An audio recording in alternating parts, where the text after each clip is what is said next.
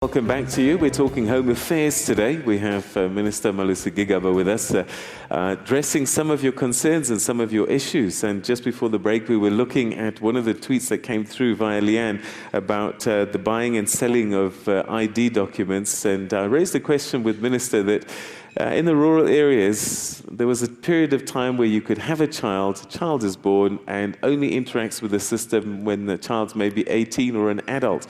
And I'm just wondering, how are we managing that process? Because it's at that point when they're getting this birth certificate that they have an entry into the system. And I think this Luthwaite woman that ended up in Kenya used that loophole. Is that something that you're addressing?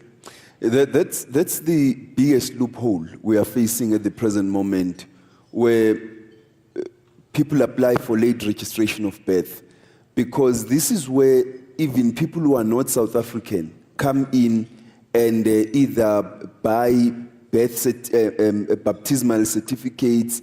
They pay for people to come and testify for them that they were born in South Africa, which then creates a loophole for them to get into the National Population Register. So what we have decided we will do is that we will bring the late registration of birth process to an end in December.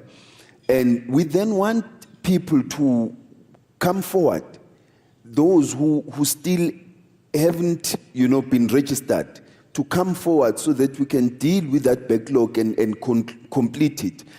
But at the same time, we are going to start another process to clean up the National Population Register. So a number of the people who are on the National Population Register and they don't deserve to be there are still going to be caught out. They will be removed from the NPR, and we will clean it up so that when the process of the smart ID card happens, we are guaranteed that the people who have birth certificates are people who ought to have those birth certificates. And we still call on South Africans to ensure that they register their children for birth within the first 30 days after their birth. In many hospitals, we've installed electronic birth registration systems. We are cooperating with the hospitals. We are continuing to talk with the Department of Health to expand those services to all the hospitals in the country, so that whenever a child is born, we can register that child for a birth certificate even before the mother gets discharged with the child to go back home. All right, okay. Why is it so easy for foreigners to come in and out of our country? And I think this porous borders was one of the reasons why the UK insisted that we get visas, even though we're Commonwealth countries and we shouldn't be. So why is it? Why do we have such porous borders? These are also historical problems that we're dealing with. If you go across the South African borderline, there are serious deficiencies. The fences are down, people cross the rivers to come into the country. And that in part is why initially government established the border coordinating, the BCOCC border coordinating committee, and then subsequently took the decision to establish the border management agency, which is now going to take over the management of our borders, the physical management of the borders, to ensure that the people who come in and out of the country are known and do so through regular means, which is they present themselves at the ports of entry instead of crossing the fences or walking through the Kruger National Park. It's an historical problem. We are dealing with that problem. But we must also bear in mind that South Africa is a country that's attractive to immigrants, not only investors and skilled immigrants. It's also attractive to economic immigrants. And we also have a peculiar situation in South Africa where the rest of South Africa is bordering one country, Lesotho. And so those are the challenges that we need to deal with, that we are trying to address, because we are serious in that we want to manage migration and to regulate the entry and exit of foreign nationals in our country. Okay, bylaws in townships and the running of illegal businesses. I don't know if this falls under your department or not. The Department of Trade and Industry, in actual fact, is already dealing with, is implementing processes to deal with that, so that every business that operates in South Africa get registered. In some instances, people who are asylum seekers, people who have refugee status in our country have certain rights. And those rights include the right to trade, to open up a business, to trade, to open an account. The problem arises when they don't register those businesses so that they pay tax, so that they are regulated by trade and industry. And so we are working together with trade and industry to deal with those challenges. Home affairs prices, the costs of applications, people are saying is just too much. Well, the green ID book, when you apply for an ID for the first time, including the smart ID card, it's free. So the most critical document is free when you apply for it for the first time, including the birth certificate. So I think that it's when you lose these documents that then you must now pay. And we've faced that problem a great deal. A lot of South Africans just do not look after their documents. But also people get stuff stolen. Well, they get stuff stolen. Most of the time, they lose the documents. It's not that they get stolen. But if someone steals my ID book, should I pay for a new one? Yes, you have. Because to produce the ID book is not cheap. It's not for free. Even on our part, we need to pay for it. So there are tariffs that we are charged by government printing works to reprint these documents. So we need to look after our documents. I think without presenting it as a panacea to all our problems, the smart ID card will also assist a great deal. But South Africans need to look after their documents. You don't find the same thing happening with regard to the bank cards as it happens with regard to ID books and as well as a birth certificate. What about immigration type documents? They're quite expensive. The residence passport, permits. Well, those ones of necessity have to be, because you have to distinguish between the different categories of documents. The birth certificate and the ID book are basic documents that any South African needs. Right too. And those ones have to be free when you apply for them for the first time. If you're applying for a passport, yes, you've got to pay that much higher. And for the other documents, you have to pay that much higher because of the nature of those documents, which can't be compared with the ID book and the birth certificate. All right. And then there's the issue about the length of time that applications are sitting with the Department of Home Affairs. I know Kate Abney says that service delivery is an issue. I applied 9 months ago for a partnership visa and I'm still waiting. Home Affairs needs to up their game. And this is going along with a question that was posed by Leanne's Twitter. Citizenship taking too long dealing with applications. I share the concerns in regard to some of those issues. We've eliminated the backlog with regard to visa applications at Home Affairs, but you still have those problems where people are applying for accompanying spouse visas and those types of documents which are taking quite long. I went to the Wynberg office in Cape Town and had to resolve 2 such problems on the spot. And I think these are some of the issues that we need to improve. So the people who are saying we need to up our game are telling the truth. We need to up our game. Our officials need to be extremely professional and diligent in how they are providing services to South Africans. Later today, I'm going to be addressing the Home Affairs officials about the department, which is my first engagement with them since appointment. And tonight we will be doing the Service Excellence Awards, awarding those who have distinguished themselves. But we want Home Affairs to become a thoroughly professional department, and I think we're going to work very hard towards that objective over the next 5 years. One tweet that's coming through from different people: what do we do with Zimbabweans? And you mentioned Lesotho as well. Traditionally, have always been a reservoir of labor in terms of the mines and so on and so forth. There was that amnesty that was given out, or that special dispensation. some of these permits are now going to start expiring. What is going to happen to that group of people, Zimbabweans, people from Lesotho, Swaziland, I guess, Mozambique even, who are on these special dispensations? How do these new rules affect them? What's going to happen to them? Many years ago, well, I think 1996, government announced a special dispensation for Mozambican immigrants in the country who had come in to work in the sugarcane plantations on the mines and said if they want to regularize their stay in South Africa, they must do so. They were welcome.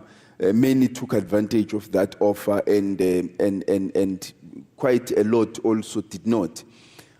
But with regard to the Zimbabweans, we are in the process of working towards the next proposal, because we need to be very clear about what proposal we are making. And I want to be very blunt and honest about this. You've got about 250,000 Zimbabweans who are in possession of South African work visas of one sort or the other. The 4 years of that visa is lapsing this year. If you took a decision that you are extending without considering the consequences of that, you might find yourself at the end of the 5th year with 250,000 Zimbabweans applying for South African permanent residence, which will be quite a shock to the system, to the NPR, and to social services in the country.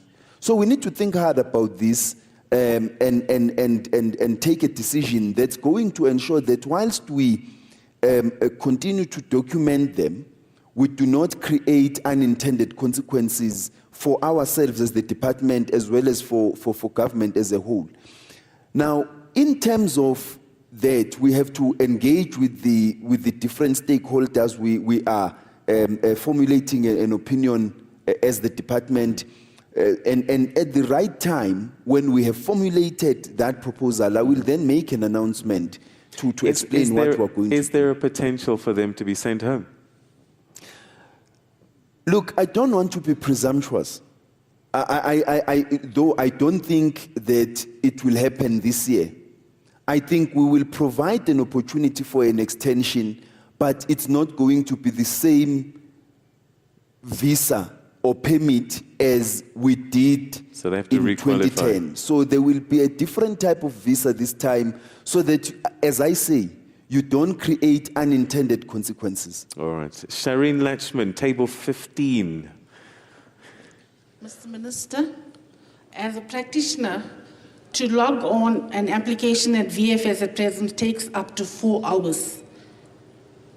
Now, what is going to be done regarding this?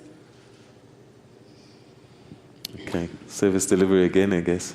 Thank you very much. The Deputy Director General for Immigration Services is continuously monitoring the performance of the VFS centers for service improvements. And I think you mentioning that would require, if Jackie is here, Jackie, I would like to invite him to comment on that comment on the comment. Good morning, Minister. Good morning, everyone. Thank you for the opportunity. Indeed, ma'am, when we started off, it's a new system that we are implementing with VFS, and like with any new system, there will be some teething problems. There were network problems. There was also some problems with how they had designed the system. We are continuously working. We welcome your feedback. So that we are able to better the system. Because every time we get feedback on how the system operates, like with any other IT system that you introduce, you would get glitches. And as soon as we get feedback, we are able to fix those problems or glitches within the system. The more feedback we get, the better we can let the system operate. So what we will do is we have a call, we will see that we actually put dedicated resources in our call center that just looks at the IT-related complaints or comments that come in that would assist us to better the system. Thank you. Okay, thank you very much, DDG. Sean is on table 19. I think part of your question might have been answered already, but yeah. Thank you, Minister. My question was regarding the removal of the Directive 43 in the new legislation, and I wanted to know, what informed such a removal and what are the implications for Africans, particularly those under asylum in South Africa? All right, tell us what Directive 43 is, for those that don't have a clue. Directive 43 enabled, people with regard to their pending application to be in South Africa while the Home Affairs decision was pending. All right, so if you're seeking asylum and all these kinds of things. Yes, sir. Okay. Minister? You know, a number of issues informed that. One was improvements in our own systems, but secondly, it was the abuse of the system.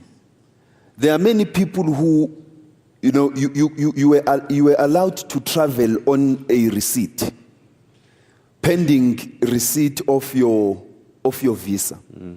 So many people would take that receipt, copy it, and give it to other people to use, whilst they had never applied for a visa.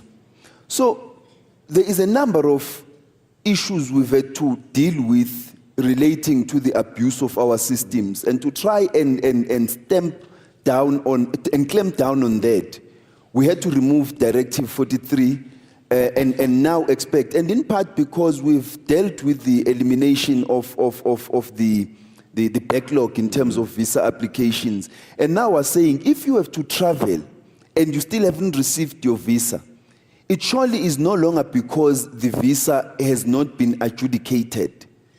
You now must call Home Affairs so that we're able to assist you to expedite your receipt of your visa, so that you can be able to travel. All right. So how is it then that we've got this situation, and this is what this ruling this week was about, wasn't it? Families being split up because they go on holiday, they hadn't got their visa application through in time, and then finding that they're in this in-between period, and they said, you can't come back into the country. You know, in regard to those issues, we've said that when people are confronting challenges of that nature, before you leave the country, call Home Affairs so that we deal with that problem. You will then not have confront a problem at the airport or another land port of entry on your return to South Africa. It will help to assist the family, but at the same time, it will help us to deal with the problems of the abuse of the system, the breaches to the system, including the facts of people who overstay and leave the country, and when they come back, because they have been serial overstayers, when they come back, they expect that no, the situation should still be the same as it was before the implementation or the coming into effect of these regulations. But we're saying for people who are facing real challenges, please contact us so that we can also help you, because in the process, we're helping ourselves. All right. What seems to be coming through as well is that there are people who are caught in no man's land. In other words, their applications started before the new legislation and haven't got an answer, but the new rules have come into play. Do the old rules apply to those people who've applied before the new legislation? In regard to those people, I want again to request them to call us so that we can deal with the issues which are confronting them. All right. Jean-Pierre Lukamba, table 13, bienvenue. Ton question. And I did this on purpose, you'll see why. Bonjour, Minister. Bonjour, Peter. Bonjour.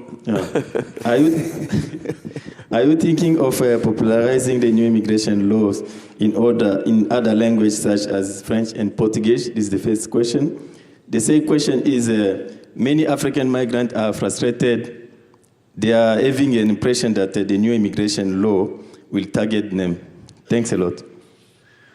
Okay, so is there a xenophobic overtone in some of your legislation that you're trying to keep foreigners out? No, there is actually no targeting of any group of people. Certainly not Africans. We are not targeting Africans. The regulations are aimed at facilitating movement into and out of South Africa and keeping out of South Africa those people who are undesirable. And we've explained who are the people who are undesirable. Of course, we wouldn't want criminals. We wouldn't want people who are coming here to human traffickers and all of that. But it's not targeting Africans at all. I think you are correct to say we need to also popularize, because part of programs of this nature are aimed at popularizing the new immigration regulations and laws, to explain to people what we are trying to do and why we are trying to do it. And I take your advice that we should also try doing so in French and Portuguese. We will do so. I will have to also learn a bit of French beyond saying bonjour. Okay, muito obrigado. There we go. Bonita Scholz, table 18. Bonita?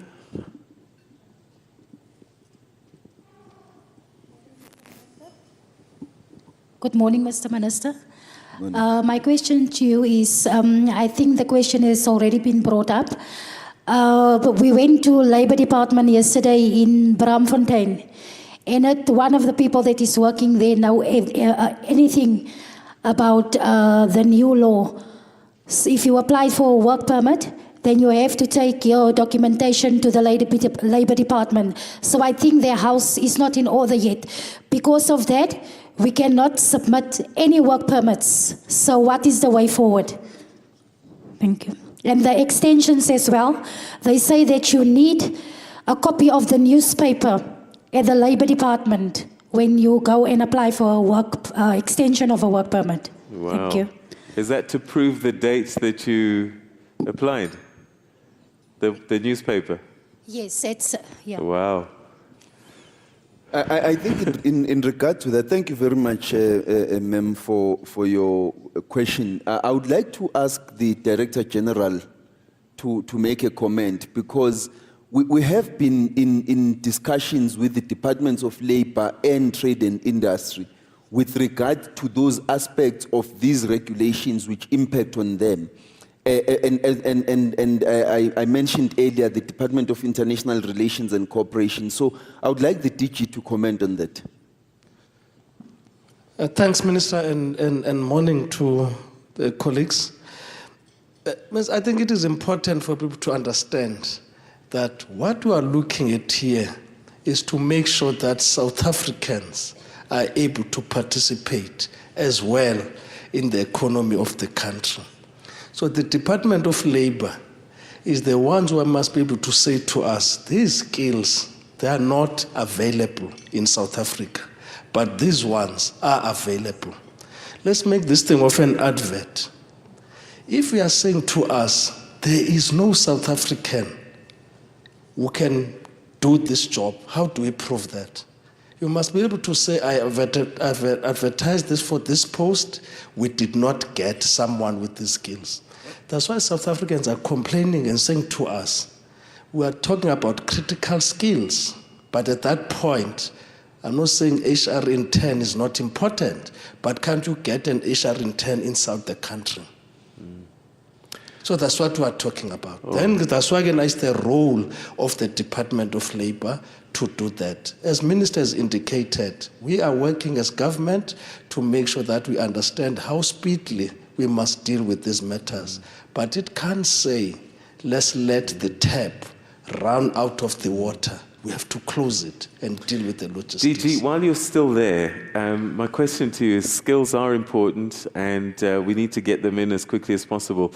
Are you working to make sure that if Mr. Molifa needs an engineer that is not available, that he can get it very quickly and that it's done as simply as possible so that these guys can come through quickly? Or are they getting stuck in the same funnel as other people that are perhaps less desirable?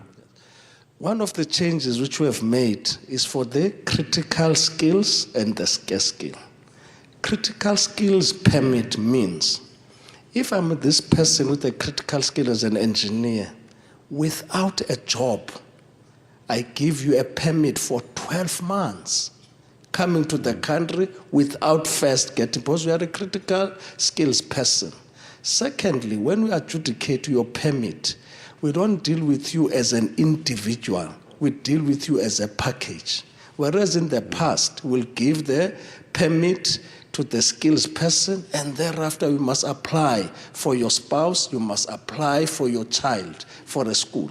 But now we look that as a package. So it facilitates for that process. So it makes things easy. So that now if I'm looking for a welder, that's what we're talking about. People says in our critical skills list, we're putting a welder. Says, no, I'm not talking about the welder which is in my community who's pulling those bottles. But I'm talking about a welder who must weld in the Medupi plant. That one, we give a permit without getting a job. Okay. Delia Rocker is on table 15. Delia?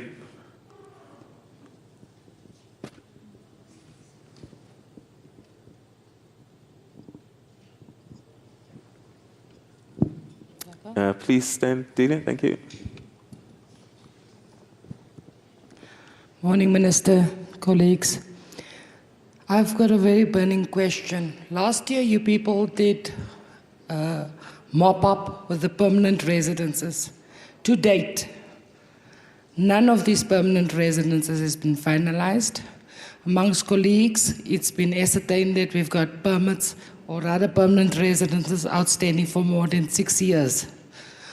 People's permits are expiring, and when you approach people within the Department of Home Affairs, and particularly one, Joyce Mabulo, you cannot get an answer.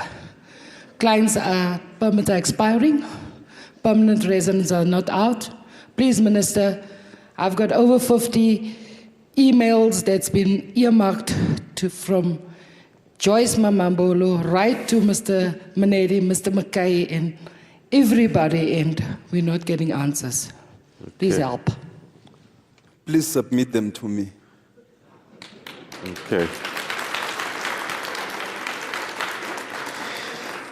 All right, so there seems to be an overarching theme about you might even need to retrain the attitude of some of your service officials through the system to make sure that the idea that you want things done properly and done quickly permeates right through. I'm going to deal with that.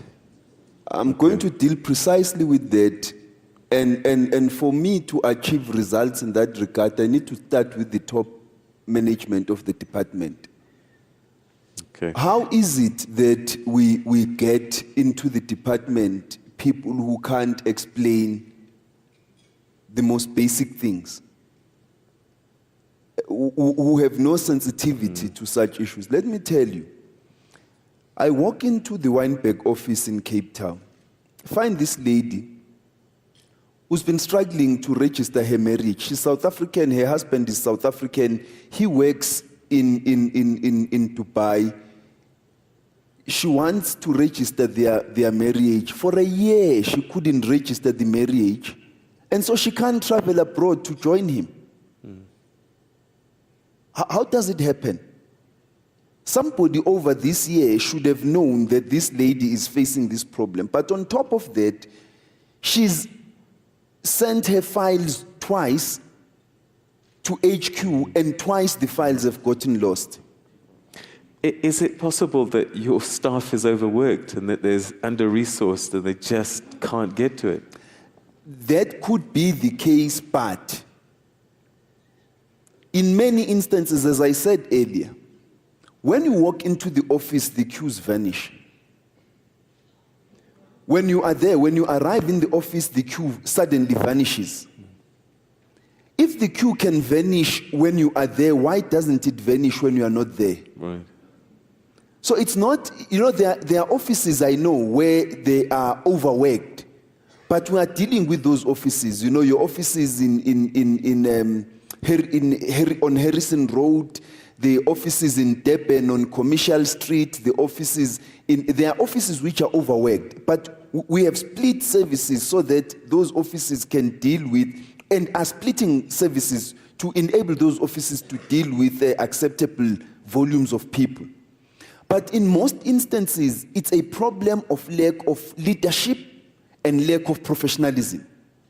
That is what I need to deal with, and it starts at the top. All right, okay, we're going to take a quick break, and we'll explore a little bit more about these issues. Abridged and unabridged birth certificate seems to be coming up. Why do we need both of them? That's coming up after this. Stay with us.